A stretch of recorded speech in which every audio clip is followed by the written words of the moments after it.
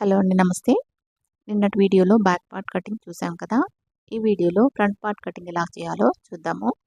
ముందుగా బ్యాక్ పార్ట్ని ఇలా క్రాస్గా ప్లేస్ చేసుకుని చుట్టూ లైన్ డ్రా చేసుకోవాలి.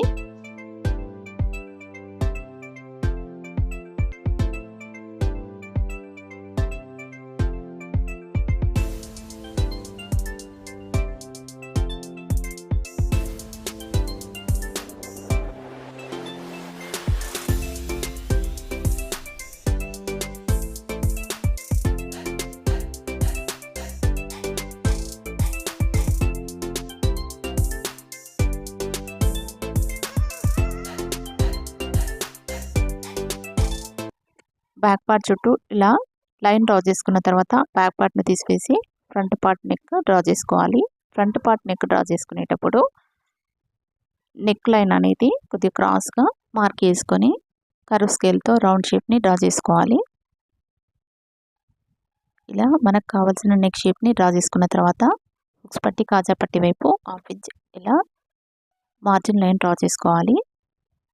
నెక్ దగ్గర నుంచి కిందికి ఇలా వీడియోలో చూపించిన విధంగా లైన్ డ్రా చేసుకోవాలి.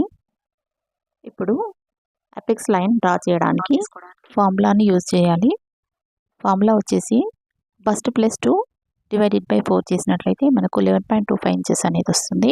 ఇక్కడ ఫుల్ బస్ట్ వచ్చేసి 43 ఇంచెస్ ప్లస్ 2 చేసినట్లయితే 45 అవుతుంది.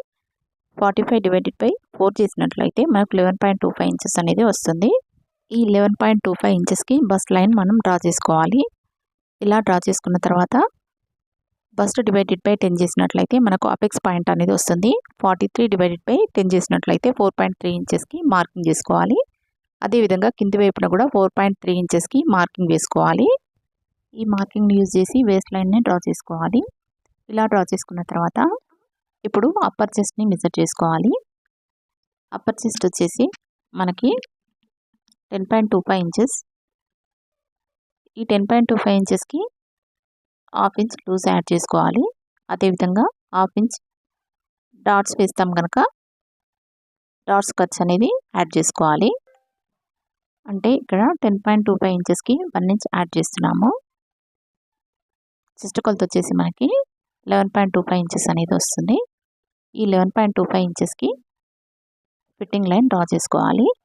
ఇప్పుడు బస్ట్ లైన్ మెజర్ చేసుకోవాలి.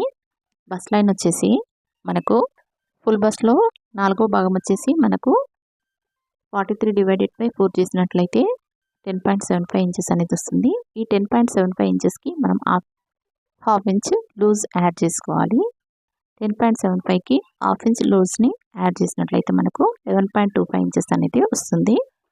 ఇప్పుడు ఫస్ట్ లైన్ మార్కింగ్ వచ్చేసి 11.25 ఇంచెస్కి మార్కింగ్ వేసుకోవాలి. ఈ రెండు మార్కింగ్లను కలుపుతూ స్ట్రైట్ లైన్ డ్రా చేసుకోవాలి. ఇప్పుడు వేస్ట్ లైన్ని మెజర్ చేసుకోవాలి. వేస్ట్ లైన్లో మనకు కావాల్సిన నడుము కొలతకి ఎక్స్ట్రా ఉన్న కొలతని డాట్స్ కోసం మార్కింగ్ వేసుకోవాలి. మనకు కావాల్సిన నడుము కొలత వచ్చేసి 9 ఇంచెస్. ఇక్కడ మనకు 11.5 ఇంచెస్ వరకు వచ్చింది కాబట్టి 11.5 మైనస్ 9 చేసినట్లయితే మనకు 2.5 ఇంచెస్ వరకు వస్తుంది. ఈ 2.5 ఇంచెస్ని మనం మెయిన్ డాట్ కోసం మార్కింగ్ వేసుకోవాలి. ఇప్పుడు మార్జిన్ లైన్ వైపు 2 ఇంచెస్, అదేవిధంగా హుక్స్ పట్టి వైపు 2 ఇంచెస్ ఉండే విధంగా ఇలా మార్కింగ్ చేసుకొని లైన్ డ్రా చేసుకోవాలి. ఇలా కర్వ్ స్కేల్తో కానీ నార్మల్ స్కేల్తో కానీ లైన్ డ్రా చేయాలి. ఇప్పుడు డాట్స్ మార్కింగ్ కోసం ఇలా వీడియోలో చూపించిన విధంగా మెయిన్ డాట్కి 2 ఇంచెస్ ఉండే విధంగా ఒక మార్కింగ్ వేసి హాఫ్ ఇంచ్ పైనకి హుక్స్ పట్టి వైపు డాట్స్ కోసం మార్కింగ్ వేసుకోవాలి. అదేవిధంగా ఆర్మ్ రౌండ్ వైపు డాట్ మార్కింగ్ కోసం ఇలా మెయిన్ డాట్ నుంచి 2 ఇంచెస్లో సగానికి మార్కింగ్ వేసుకొని పైకి 2 ఇంచెస్ ఉండే విధంగా మార్కింగ్ వేసుకోవాలి. ఇప్పుడు ఆర్మ్ రౌండ్ వైపు లో కటింగ్ కోసం మార్కింగ్ వేసుకోవాలి. ఈ లో కటింగ్ మార్కింగ్ అనేది హాఫ్ ఇంచ్ ఉండే విధంగా మార్కింగ్ వేసుకోవాలి. ఇప్పుడు మార్జిన్ లైన్ని డ్రా చేసుకోవాలి. ఈ మార్జిన్ లైన్ వచ్చేసి 1.5 ఇంచెస్ ఉండే విధంగా మార్కింగ్ వేసుకొని లైన్ డ్రా చేసుకోవాలి. ఇప్పుడు మనం పెట్టిన మార్కింగ్స్ ప్రకారం కట్ చేసుకోవాలి. ఈ వీడియో మీకు ఏమాత్రం యూస్ఫుల్ అయినా ప్లీజ్ లైక్ చేయండి, సబ్స్క్రైబ్ చేయండి, ఫ్రెండ్స్ అండ్ ఫ్యామిలీ మెంబర్స్కి షేర్ చేయండి. కొత్తగా నేర్చుకునే వాళ్ళు ఏ కొలత ఎలా తీయాలో కొద్దిగా కన్ఫ్యూజ్ అవుతూ ఉంటారు. కాబట్టి ఫార్ములాస్ ప్రకారం కట్ చేయాల్సి వస్తే మనకు వచ్చిన కొలతల్ని ఫార్ములాలో అప్లై చేసుకోవడం కొద్దిగా ప్రాక్టీస్ చేస్తూ ఉండాలి. ఇలా ఫ్రంట్ పార్ట్ కట్ చేసిన తర్వాత షేప్ బెల్ట్ని హ్యాండ్ని కట్ చేసుకోవాలి. హ్యాండ్ కటింగ్ ఇంత ముందు వీడియోలో చూపించాను కనుక ఇప్పుడు షేప్ బెల్ట్ కటింగ్ చూపిస్తాను. ఇలా ఫ్రంట్ పార్ట్ని బ్యాక్ పార్ట్ పైన ప్లేస్ చేసుకొని కుట్ల వైపు మనకు షేప్ బెల్ట్ కొలత ఎంత వస్తుందో చూసుకోవాలి. అదేవిధంగా హుక్స్ పట్టీ వైపు